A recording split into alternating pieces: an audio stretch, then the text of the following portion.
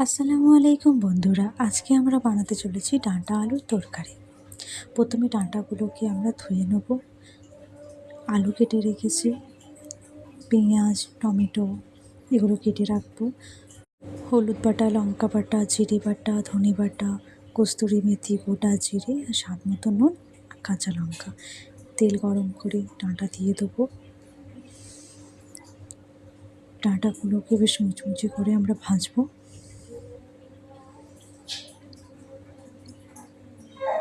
নাড়াচাড়া করে ভেজে নিতে হবে।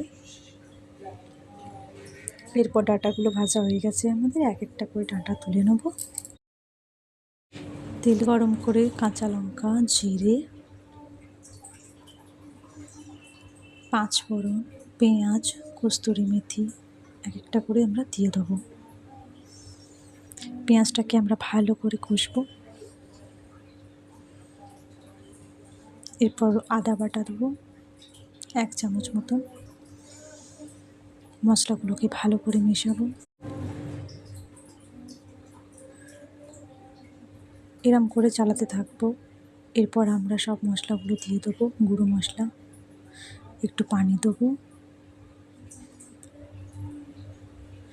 মশলাগুলোকে সবগুলোকে একসাথে মিশিয়ে চালাতে থাকবো।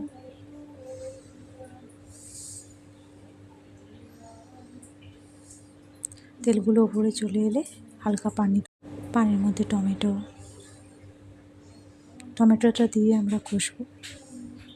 বেশ মশলা যখন লাল লাল পাড়া হয়ে যাবে তখন আলু দিয়ে দেবো, কাটা আলু। এবার আমরা আলুটাকে মিশিয়ে কষবো।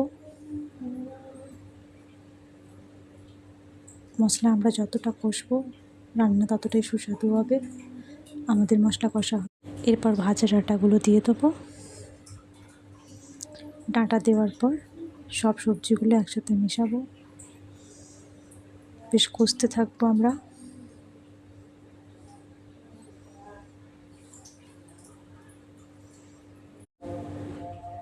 বেশ চালাতে থাকবো, নাড়াচাড়া করতে থাকতে হবে। এরপর সামান্য জল দেবো, আপনারা আপনাদের মতন জল দিতে পারেন। জল দিয়ে নাড়তে থাকবো। এরপর আমরা ঢাকনা দিয়ে বন্ধ করে দেবো 10 মিনিট মিডিয়াম আঁচে।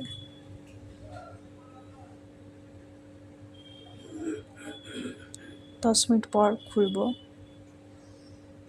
তৈরি হয়ে গেছে আমাদের ডাঁটা আলুর তরকারি। আলুটা গলেছে কিনা দেখে নেবো। আলু গলে গেছে।